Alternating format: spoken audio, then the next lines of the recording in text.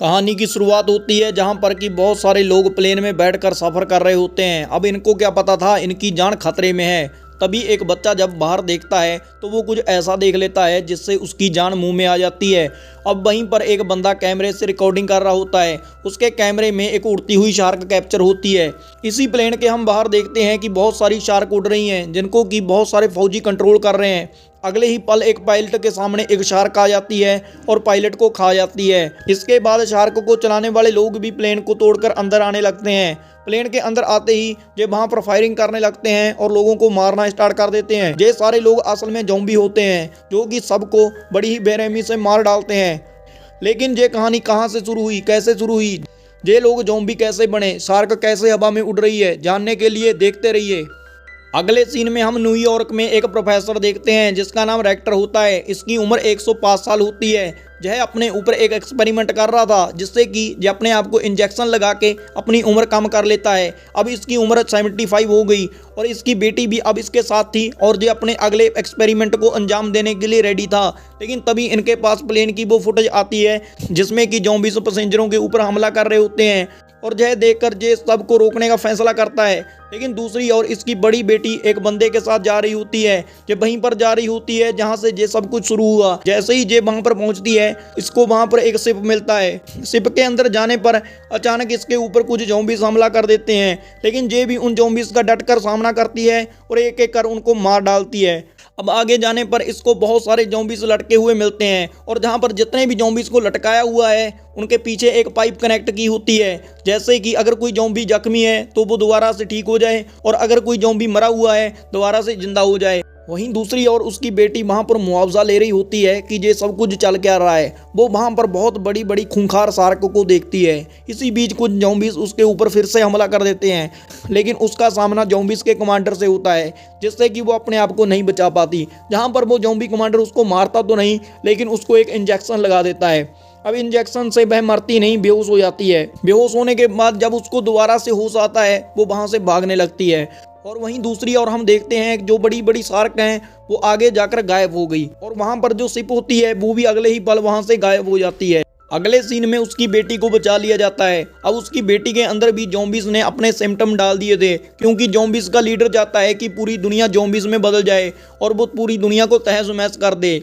अगले सीन में दोनों लड़कियां अपने पापा के पास बैठी होती हैं और उससे पूछती हैं, पापा ये सब आपकी लाइफ से कैसे रिलेटेड है। तो पापा बताता है कि 1942 की बात है जब हिटलर के साथ हमारी जंग चल रही थी। उस वक्त जो हमारी सेना थी उसकी सेना से हार रही थी, जिस कारण हमारे कमांडर ने मुझे कहा कि तुम एक ऐसा वायरस बनाओ जिससे हमारे लोग हैं काफ़ी शक्तिशाली हो जाएं, उनके ऊपर किसी गोली का भी असर ना हो। इसके बाद मैंने एक ऐसा वायरस बनाया जिसको लेने से हम आदमखोर बन जाएंगे। लेकिन उस वक्त समय कम था और जंग चल रही थी जिस कारण मैं उसका एंटीडोट नहीं बना पाया। मैंने कमांडर को भी कहा कि हमें ये इंसानों को नहीं देना चाहिए, लेकिन कमांडर ने मेरी एक बात नहीं मानी। उसने मेरे गोली मार दी जिस कारण मैंने खुद भी उस वायरस को ले लिया और अपनी जान बचाई।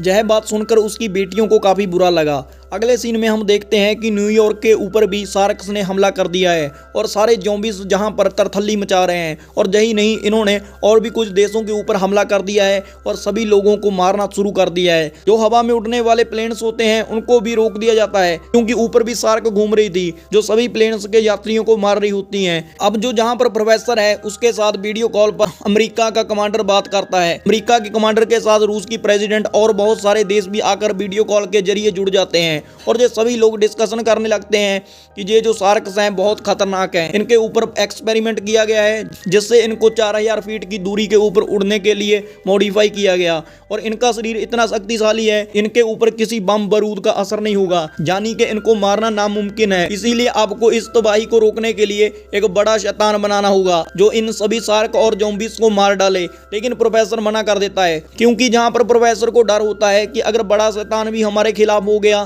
तो हम तो कहीं के नहीं रहेंगे। लेकिन फिर भी अमेरिका का कमांडर उसको कहता है कि तुम्हें बड़ा शैतान बनाना ही होगा, नहीं तो ये तबाही कभी रुकेगी नहीं और अंत में ऐसे ही दुनिया खत्म हो जाएगी।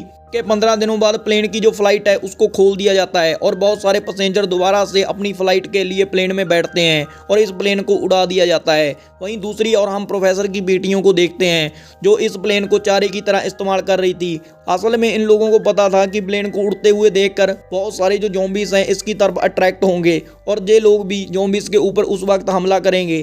तभी हम देखते हैं कि जो प्लेन हवा में उड़ रहा था उसके आसपास बहुत सारी शार्क उड़ने लगती हैं और ये शार्क के जो ज़ॉम्बीज़ हैं दोबारा से प्लेन के अंदर आकर बहुत सारे लोगों को बेरहमी से मारना स्टार्ट कर देते हैं। अब जो प्रोफेसर है अपनी बेटियों के साथ बात कर रहा था क्योंकि इनका जो प्लान था फेल हो गया था। प्रोफेसर जहां पर अपनी लड़कियों को जय बताता है कि मैंने इस वायरस का एंटीडोट बना लिया है। प्रोफेसर जहां पर अपनी छोटी बेटियों को कहता है कि अगर तुम्हारी बहन ज़ॉम्बी बनने लगी तो इसको जो एंटीडोट लगा देना, लेकिन अगले ही पल इनके प्लेन के ऊपर हमला हो जाता है। जहां पर जो उसकी बड़ी बेटी प्लेन में बैठी हुई थी वो भी ज़ॉम्बी में बदल गई।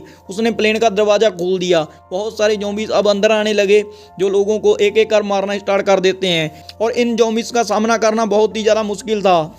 ज़ॉम्बीज़ जहां पर आर्मी के लीडर को भी मार डालते हैं, लेकिन राइटर की जो छोटी बेटी होती है अपनी बहन को एंटीडोट लगा देती है जिस कारण वो दोबारा से नॉर्मल हो जाती है। लेकिन जहां पर शार्क के द्वारा जो मौत का मंजर दिखाया जा रहा था बहुत ही खूंखार था क्योंकि जहां पर ये प्लेन को तबाह करने की पूरी कोशिश कर रही थी। लेकिन तभी कहानी में ट्विस्ट आता है। बाहर हम देखते हैं कि इन शार्क से भी बहुत बड़ी शार्क आ गई है और ये जो शार्क है धीरे धीरे कर इन सभी शार्क्स को खाने लगती है। असल में इस बड़ी शार्क को प्रोफेसर ने बनाया है और इसको प्रोफेसर ही कंट्रोल कर रहा है। ये जो शार्क है सभी के ऊपर गोलियां चला रही है और सभी शार्क को मार रही है। कुछ शार्क को तो ये जिंदा ही निगल जाती है और इसी बीच बहुत सारी जो शार्क्स हैं मरती हुई नीचे भी गिरती हैं और यह देखकर अंदर जो इंसानी कमांडर होते हैं वो भी उन ज़ॉम्बीज़ का सामना करने लगते हैं और धीरे धीरे कर सभी को मार डालते हैं।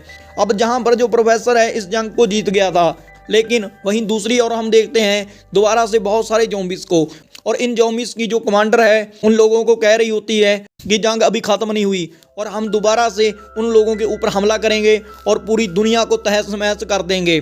अब जहां पर यह रिवील होता है कि ये जो कहानी है जहां पर ख़त्म नहीं हुई क्योंकि अब जो जंग है इससे भी बड़ी लगेगी और जहां पर जो प्रोफेसर है वो भी एक नॉर्मल इंसान नहीं रहा क्योंकि उसने भी अपनी उम्र कम करने के लिए ज़ॉम्बीज़ का एंटीडोट यूज़ किया हुआ है। वो भी अपनी उम्र कम करता रहता है यानी कि वो कभी मरने वाला ही नहीं है और वो भी बड़े बड़े राक्षस इन लोगों को रोकने के लिए बनाता रहेगा। और ये कहानी आगे जाकर क्या मोड़ लेगी देखने के लिए हमारे चैनल को सब्सक्राइब करके लाइक बटन दबाएं और इस वीडियो को ज़्यादा से ज़्यादा शेयर कर दें ताकि हम आपके लिए ऐसी ही और अमेजिंग वीडियोस लाते रहें।